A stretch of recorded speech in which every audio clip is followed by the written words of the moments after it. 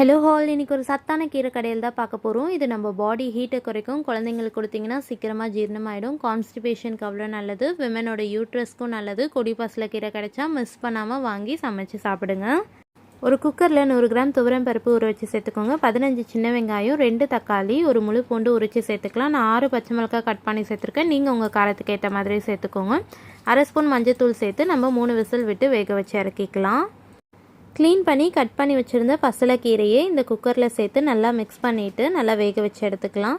நல்லா இந்த அளவுக்கு வெந்து வந்தோடனே நம்ம இப்போது கல் சட்டியில் மாற்றிடலாம். கல் சட்டியில் மாற்றிட்டு தேவையான அளவு உப்பு சேர்த்து நம்ம மத்து வச்சு கடைஞ்சி எடுத்துக்கலாம்.